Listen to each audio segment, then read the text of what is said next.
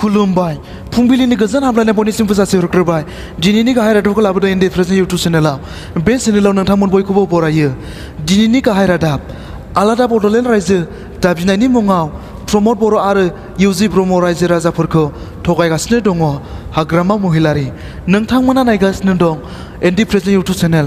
बे चेनेलखौ नोंथांमोना साबस्क्राइब आरो लाइक खालामनानै जौगाहो। दानिया फैदो आबुं रादाबाव। बे रादाबखौ दैथायहरदों मसलपुरनिफ्राय बिनय कुमार बर'आ। बिटिसि खुंथायाव थांनाय बिपिएफ दोलोआ आथिखालाव लकसभा बिसायख'थिनि फोसावदिंनायाव मुखुब जागासिनो दङ। दिनैबो बाक्सा जिल्लानि गाहाय मावखुलि मसलपुर नोगोराव बिटिसिनि चिफ हाग्रामा महिलारिया मोनसे बिसायख'थियारि फोसावदिं मेलाव बाहागो लानानै गावनि बिबुंथियाव आलादा बड'लेण्डनि मुङाव बोसोरनाङै बोसोर प्रमद बर' आरो उरखाव गोरा ब्रह्ममोनहा रायजो राजाफोरखौ थगायबोगासिनो दङ। बिथाङा बुंबावोदि माब्लाबाबो आलादा बड'लेण्डआ जाथावना नङा। आलादा बड'लेण्डनि मुङाव एबसुआ दिनैसिमबो मिरु सरकार एबा रायजो सरकारखौ गोसोखां बिलाइ गथायफेराखै होननानै हाग्रामा महिलारिया फोसावदिं मेलाव बुंथियो।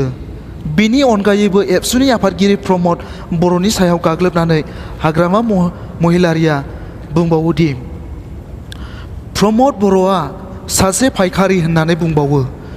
बिसायख'थि समफोराव बड'लेण्ड सोमावसारनायनि बिसायख'थियाव बिजाथि फसङो। बेबादिनो देग्लायनि एबा 2019 मायथाइनि लकसभा बिसायख'थियाव तेजपुर लकसभायाव बिजाथि फसंनानै प्रमद बर'आ कंग्रेस दोलोनिफ्राय रां लानो नागिरदों। बेनि गासैबो बिथिंखौनो रोखायै मिथिजोबगौ होननानै हाग्रामा महिलारिया अजद दैखांबावो। बिथाङा बुंबावोदि कंग्रेसजों लोगोआव थायाखैब्लाबो कंग्रेसजों लोगोआव दं। मख'नो गोनांदि बाक्सा जिल्लानि गाहाय मावखुलि मसलपुरनि बेलगुरि फोथाराव मसलपुर जिल्ला बिपिएफनि बानजायनायाव खुंनाय बिसायख'थियारि फोसावदिंनाय सुबुं थुबुरमायाव बाहागो लानानै महिलारिया बुंबावोदि क'क्राझार 5 नं लकसभा बियाबाव इउजि ब्रह्मआ माब्लाबाबो देरहासारनो हाया। मानो होनोब्ला इउजि ब्रह्महा मोनसेबो खामानि मावनो हाया। बे खेबावबो बिपिएफआनो बे बियाबखौ दखल खालामगोनआ रोखा। हाग्रामा महिलारिया एनडिपिनि गाहाय नेहाथारि गबिन्द बसुमतारीखौबो गोख्रों रावजों सोंखारिनानै बुंबावोदि गबिन्द बसुमतारीया लुबैब्लाबो आलादा रायजो जानो हाया।